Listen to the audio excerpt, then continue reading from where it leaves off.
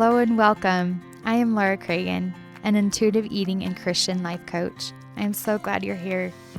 This podcast is for women who knows her health is a spiritual matter. If you're anything like me, you have probably heard the phrase mind, body, and spirit. But what does that mean? I am confident that I have found the details of those three God-given areas in our life. Specific mindset skills for our mind, intuitive eating for our body, and healing in Christ for our spirit.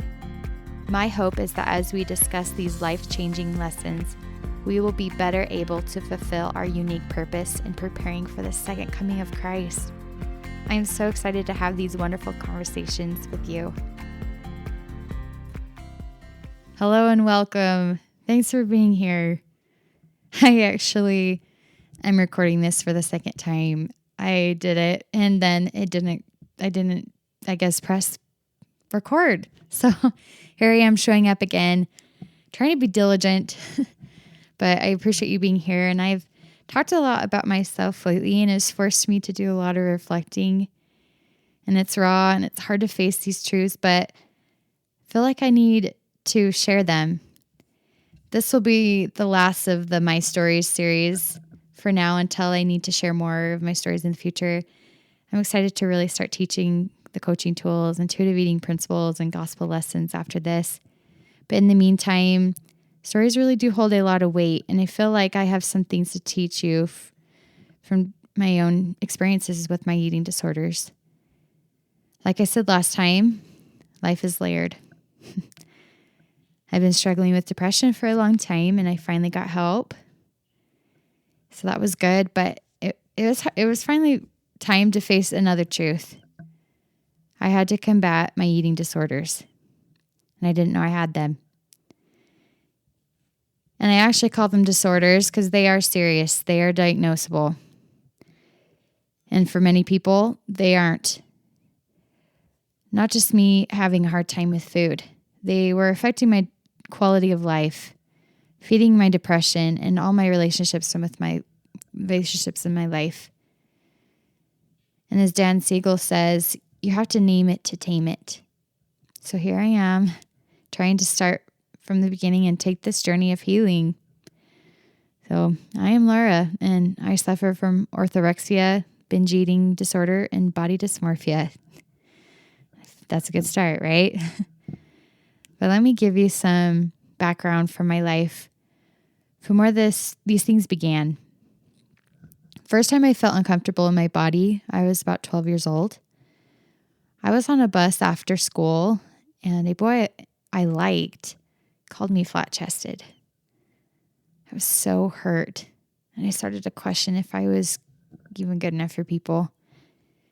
I was young, and I didn't know how to cope well, but I did have a testimony.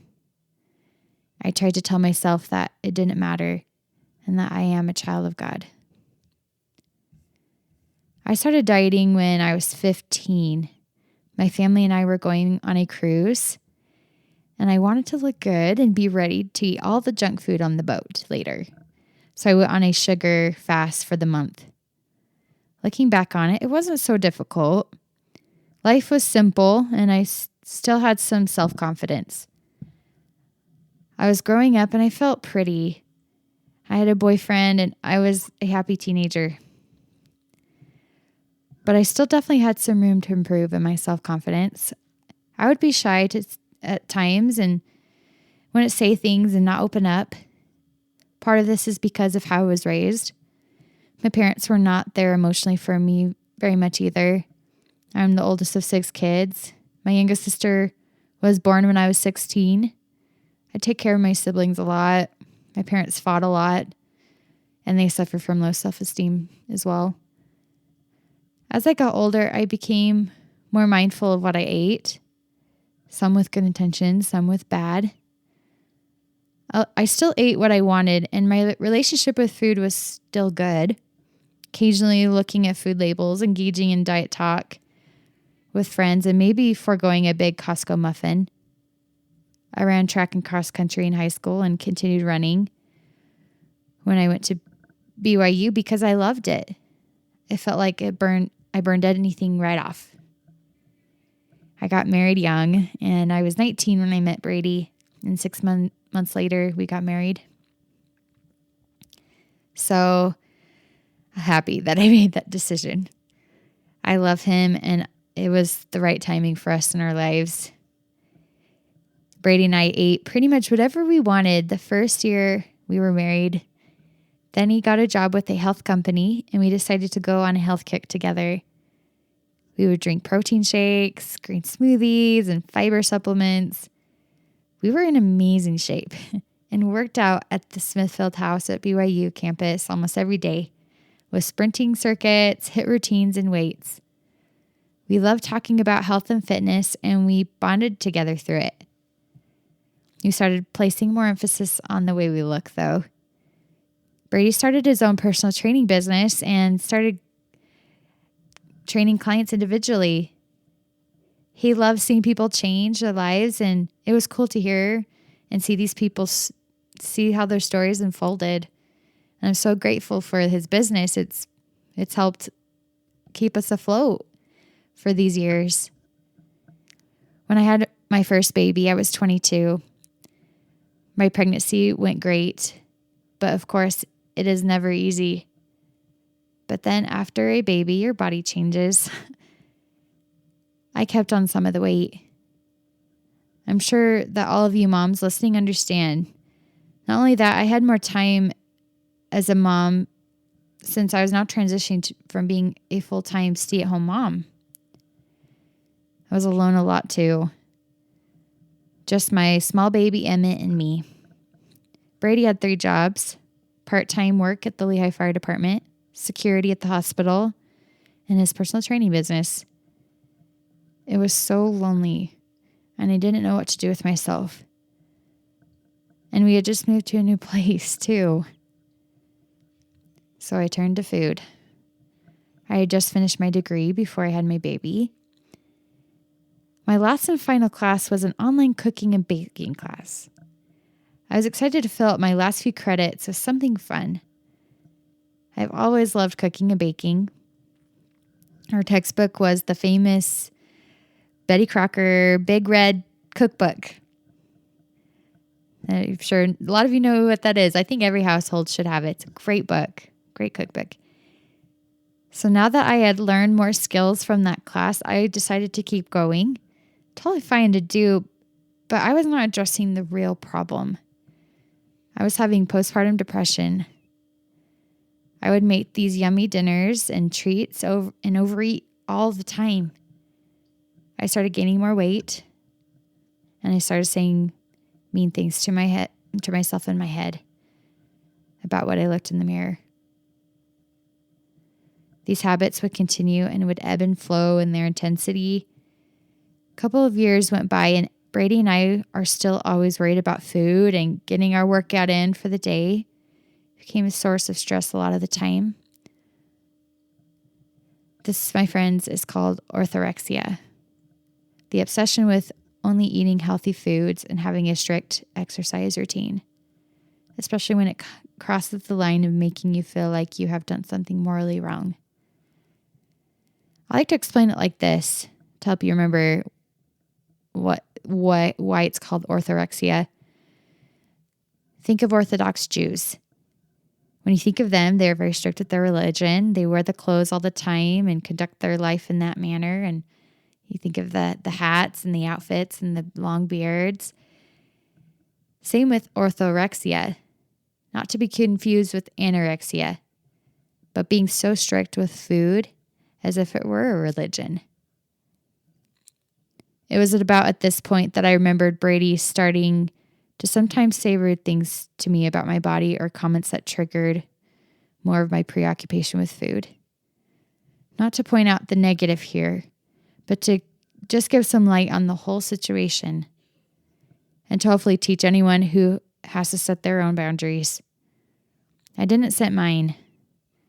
I let him say those things to me, whether it was pointing out to me that I was eating too much, that my workout didn't count, or not wanting me to eat treats because he wanted me to keep my body in shape. I thought I deserved it because I didn't always stay strict or on the healthy eating. I didn't feel like I was doing enough, or even further, didn't feel like I was enough. I would feel self-conscious about what I eat around him, and that wasn't right. This is also when the body dysmorphia started to settle in. I just didn't know it. I would even look at myself and think I need to lose more fat here, lift these up here, etc. Even if I did well that day, I felt like I should have done more. It never ends. They're all lies from Satan. And it was really hard on me not to compare myself to Brady. If any of you know him, he's very fit and he works very hard at it. He is awesome for that. He has amazing dedication and determination. Gets up early to work out, eats well, and writes out his workouts. But my body and the way I really wanted to spend my time was becoming different. And I didn't want to accept that. So I kept dieting. I have tried so many. Raw vegan, 21-day fix, plant-based, sugar fast, no gluten, no dairy, intermittent fasting, clean eating, etc. The list goes on. I wanted to try it if it was going to help me get thinner. I had a miscarriage at 12 weeks between my first and second kid. I started to feel bad, thinking that it was because of my dieting. Then I started to feel bad again because it took me more months to get pregnant after skipping periods from some weight loss in the 21-day fix. But we did have more kids, and my body got a little more out of shape each time. I did not want to accept that, so I was always ready to gear up for the next diet and try my very hardest. Forget that my body deserves praise for having these precious kids. I was not happy with myself a lot of the time. It created anxiety and a preoccupation with food and exercise that always took a little bit of space in my mind and schedule. Well, a lot of space in my time and in my mind. Just ebbed and flowed. And it would take space for the real things that matter in life sometimes. I do have a lot of love, though, for health and nutrition. I find it fascinating. And if you're listening to this, I imagine you do too. There's nothing wrong with that. In fact, God needs some people to have that talent in order to help others. The war in heaven was all based on us gaining physical bodies, right? And it didn't stop there. The earth has most of its problems centered around our health and our bodies.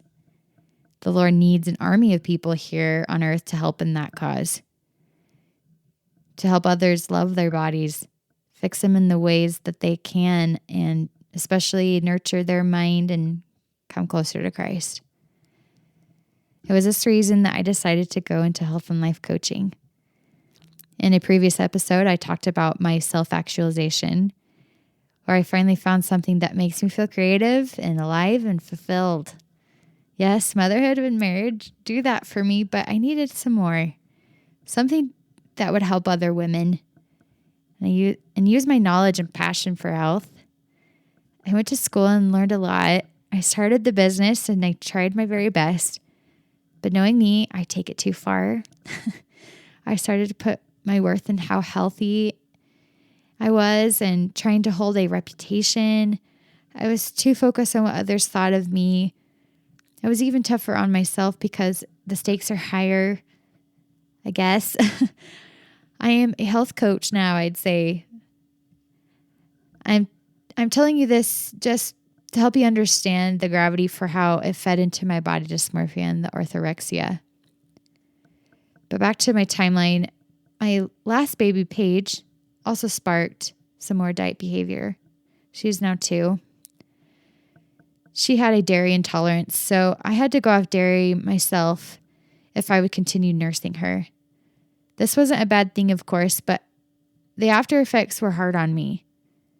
It was very difficult to go off dairy, but after a few months, it didn't faze me anymore.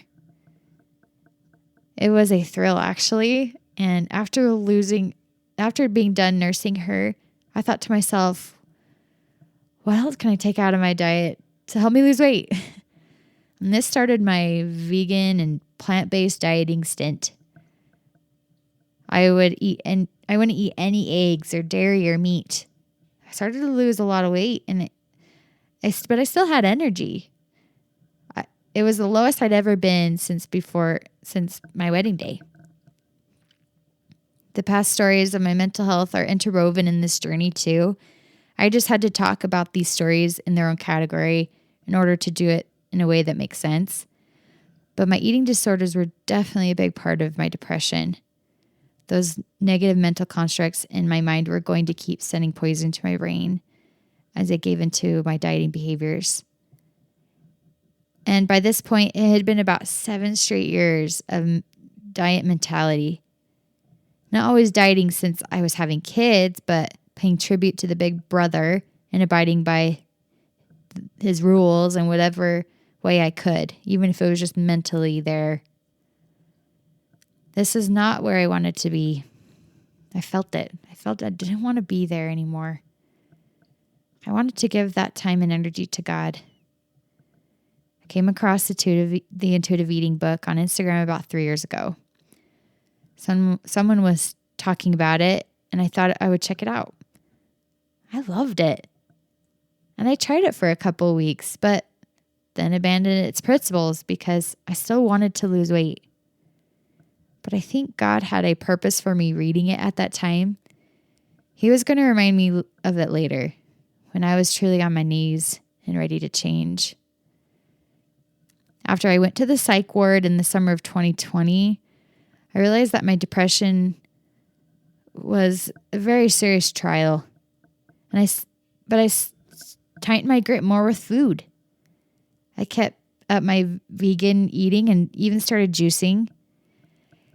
As I was going through those different crazy medications and having bad side effects, I compensated with doing cleanses. I wanted to feel in control with my body again and get rid of all the toxins that these medications had. I did juice cleanses. I read a ton of healthy eating books, got colonics, and even ate a fully raw vegan diet for a week. Yes, I have great determination and stubbornness to do things myself. But Satan knew how to wield these great qualities of mine to work in his favor. I've noticed that as a pattern in my life. It was becoming an obsession. Now all that restricting was going to backlash in full force. This is when the binge eating started. Once or twice a week, I would finally give into my cravings and I would eat everything in sight that I wanted. There were no rules now. And who is to know when I will have it again? This is what goes on in my mind. I would feel sick in my stomach, feel bad about myself for days and restrict again. Skip meals, not eat as much, and back to the only healthy food. There were also psychological sides to my binge eating. They are both so intertwined, and since my medications were up and down and not always working for me, I would search for that hit of dopamine that food would give me since my serotonin levels were obviously deficient. I was also super stressed out as a mom of 3 young kids, lonely for my husband working a ton, and we were having marital conflict weekly. This was a recipe for disaster, and binging was my comforting friend for about a year total. I was drawn to the Lord more than I have ever been during this past year, though. I was on my knees every day sincerely to help me with my depression. My prayers were now asking for help with my eating too. The Lord answered my prayers slowly.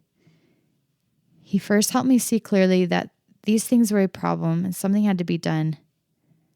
I needed to name them and take responsibility for them. I thought back to the time when I read that intuitive eating book. The Spirit kept telling me to revisit that material again. God believes in good books, and the scriptures have told us to seek after them. After some time, I finally he did the prompting and skimmed the book again. These principles felt like home. They felt like healing. They felt right. The principles like making peace with food, no matter what kind, getting rid of my food police in my head, honoring my hunger and fullness, they all felt so good. I bought and started the workbook that went with it, and it was sold separately. And hoped that it would help me integrate the principles even more. And they have. There's something about answering journal prompts and taking time to seriously reflect instead of just reading that works wonders. I knew I needed some more help, though. Slowly going to have to take my steps to get there. I was still having some binge eating episodes, lots of negative comments about myself, and trying to dodge Brady's unsolicited comments about starting this whole new lifestyle. This was definitely a whole new lifestyle to us as a couple.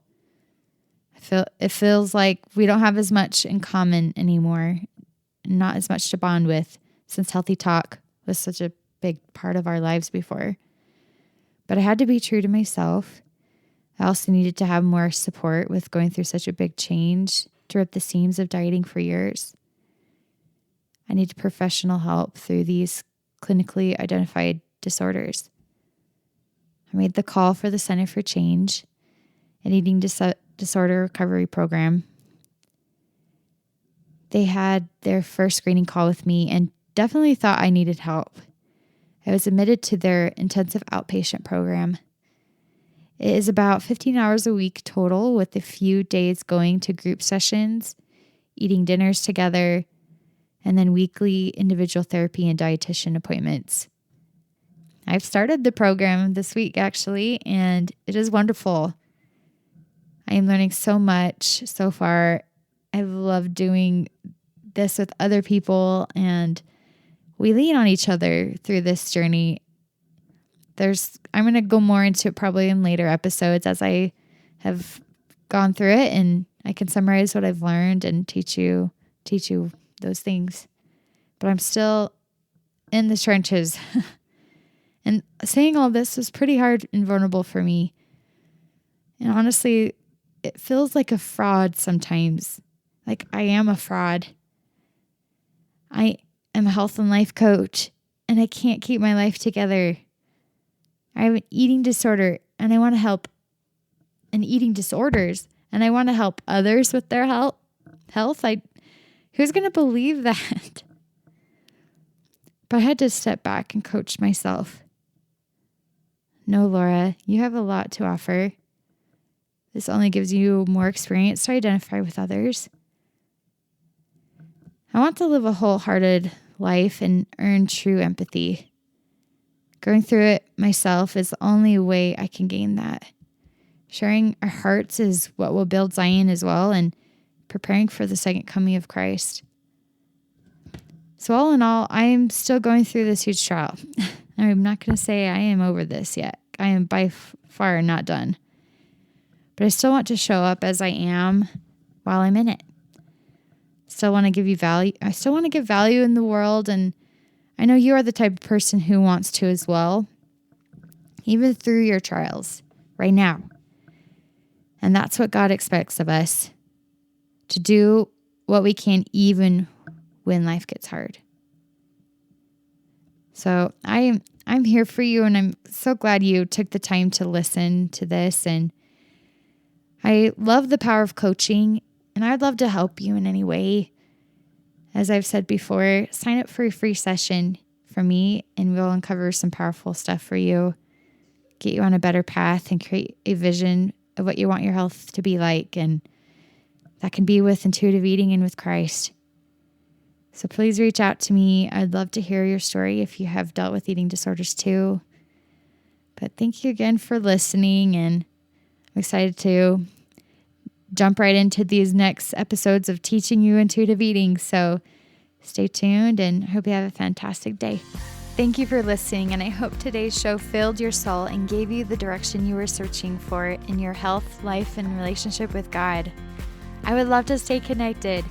Subscribe to my podcast so that you can be the first to know when new episodes go live. And it would mean so much to me if you would rate and review this podcast just down below. Your words inspire me and give me that boost to create more inspiring content to share. I would love to meet you on social media. Find me on Instagram and Facebook. Also, if this show really inspired you today, take a screenshot to share it on social media and tag me or click the share button to give it to someone else that would also benefit from these spirit-filled discussions. Let us all spread the good word of the gospel of Christ and help others in any way we can. Thank you again for listening today, and I look forward to connecting with you.